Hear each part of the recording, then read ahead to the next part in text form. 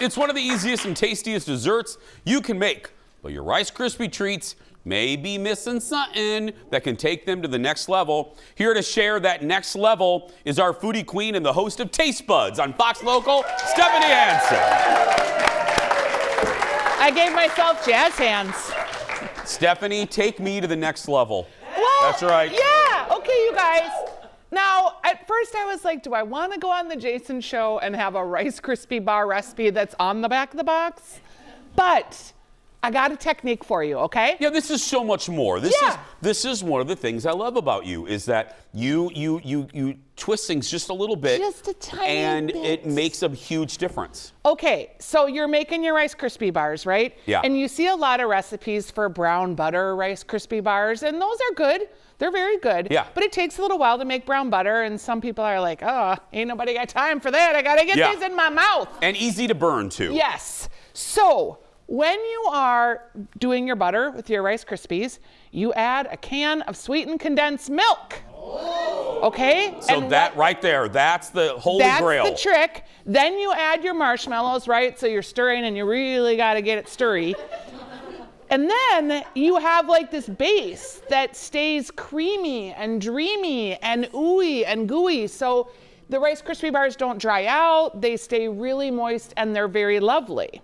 Could you combine the brown butter and condensed milk and then really just go to Mars? I mean, would that just... You know what? You could. Yeah.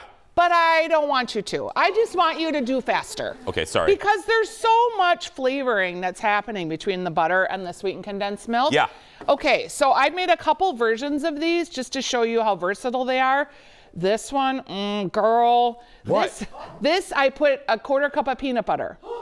And I like high Rice Krispie bars versus small thin ones. Me so too. I make them in a small pan, an 8x8.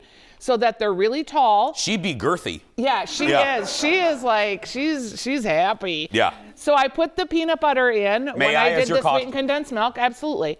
Then I put a mulled-on flake sea salt. What? You can buy this in the grocery store, mulled on. It is a salt pyramid. It is not a flake. It literally, if you look at it, it's a little teeny tiny pyramid. And I crunched it up and throw those on the top, and then I pressed them in just a little bit to make sure it adheres. But it gives a complement of salt to the sweet and the peanut butter in there. You can also add dried peanuts on the top if you want to give it a little extra crunch. This takes this to like an adult dessert situation, not just something you'd have as kids. He's like, oh, this is so good. It's good. I want that whole wrap. I know. That's the thing. Everybody loves Rice Krispie bars, right? So here's another idea for you. Some of the best. Stephanie? Stephanie, you sound like my mom. What's your middle name? Stephanie Karen. Stephanie Karen Hansen. Stephanie Karen Hansen. Karen. That is amazing. That is real good. Thank you. Yeah. Now, keep talking so I can eat the rest of this. Yeah. So I thought, okay, it's the dry doldrums of January. I'm just like, ugh. So I felt like I wanted to make something fun and festive. So I did a funfetti version. So same technique, but I used 1 bag of marshmallows, and then I used a 1/2 bag of the colored marshmallows, which gets your batter kind of green, but don't worry, you can't really tell, even though it's on a green platter. But then you put aside like 2 cups. So when you're finishing the dish and you're adding a bottle of funfetti, you get these whole little colorful chunks of marshmallows in there. This is just super fun. Like fun for kids, fun for a party, fun if you're like me and having a January day and you just need a little bit of levity and light. Mm-hmm. They're really delicious too. Did you put peanut butter in those? No, I did not. These are not peanut butter. Mm-hmm. You like these ones better. Okay, so. There's something coming. I have now eaten that one, and I ate the funfetti in the commercial break because I didn't have breakfast. That is so superior. Okay, do you want me to tell you why? That is what? This is a secret. I didn't mean to say what like and that. And it didn't happen on purpose. Yeah. What? I forgot to put the can in because I only had 2 cans. So this does not have the sweetened condensed milk. It's just your traditional recipe, and I was faking it. Okay, now, let me be clear. They're not bad. Oh, I would still eat those. I mean, they're still really good. But that is amazing. So like we have to do what we have to do on TV, right? And I'd already made them and I was like, shoot, I forgot to put the can in there and I was gonna show it for the show. Kendall, can you eat these with the baby? Are you allowed to eat these? Well, the baby, yes. I don't know. I don't know about baby. I'm not pregnant anymore. No, I know you're not, but I mean, like, I don't know with I don't know. With booby juice? Yeah, Okay. thank Not you. that Yeah. either. It's okay. Did you just say booby juice? Yeah. That's what I thought you said. Sorry, Yeah. Jeff. Okay, so you're gonna have a taste test between the peanut butter, sweetened condensed milk, salty one. You guys have to keep talking. Okay. It's really nice that you think there's no competition. There's really no. I'll give her that sliver. And that one has no sweetened condensed milk, but just the funfetti and the marshmallow. Same exact recipe. I just forgot to put the can in. While she's eating that one, where can people get this recipe? Oh, StephaniesDish.com. Yeah. Where all good recipes are. Yeah. And then after the break, Can you get to borrow Stephanie for a few minutes. It's another Ask Stephanie segment, and a few viewers shared a tip for Stephanie. How do you like them? I love them both. I agree. That reminds me of those Reese's Pieces? Scotcheroos. Yeah, or- Scotcheroos. Yep. Cereals. We're going to take a break. We'll be back right after All this. Back in a right. moment. Funny though, huh? That's so Yeah. funny that you noticed. Yep, I noticed. Yeah. 'Cause Welcome back.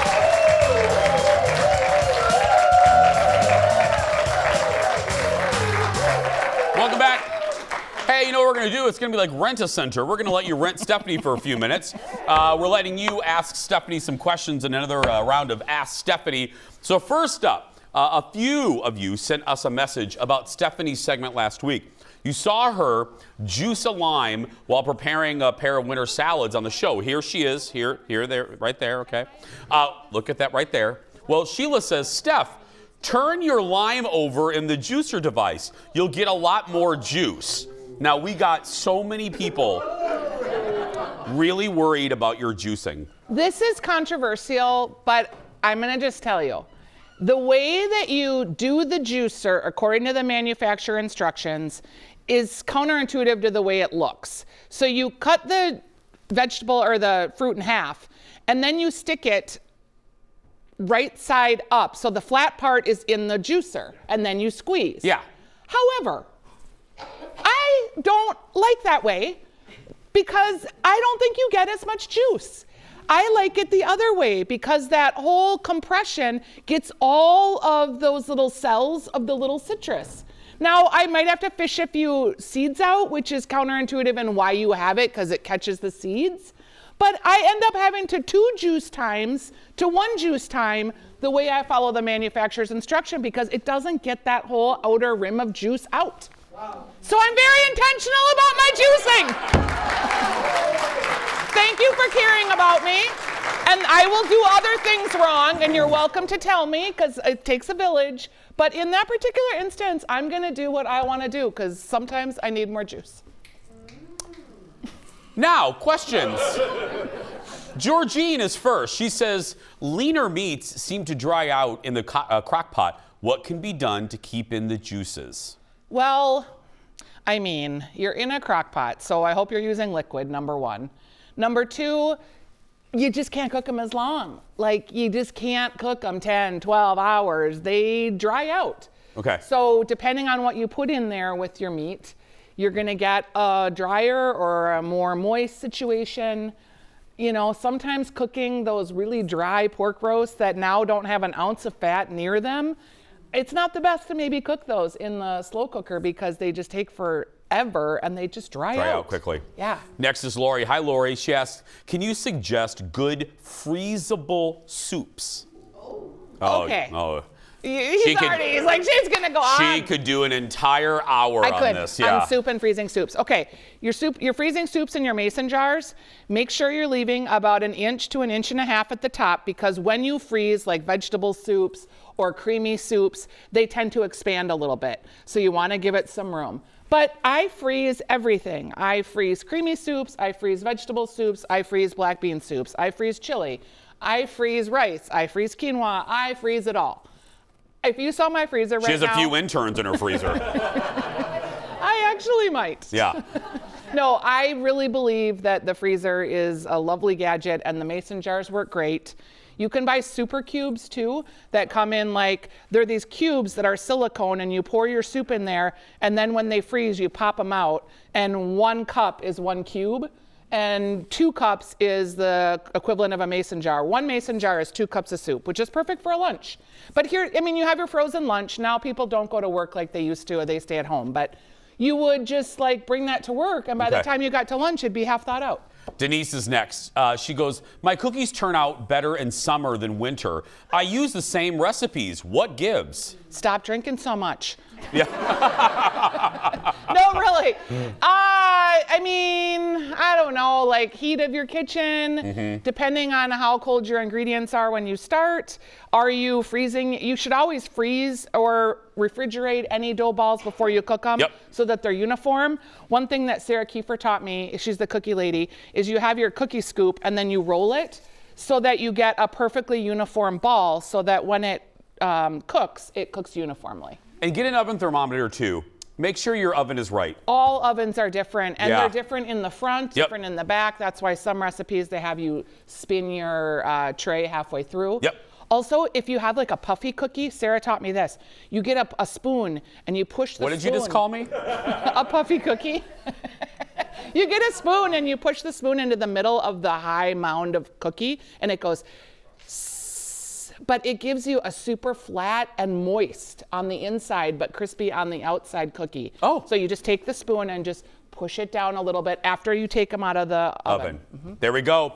Give it up for Stephanie, everybody. Streamer Show Taste Buds right now on Fox Local. Download it on your smart TV or Fire TV, Apple TV, Android, or Roku. We're going to take a break. The mailbag when we return. So good. You need a good mailbag.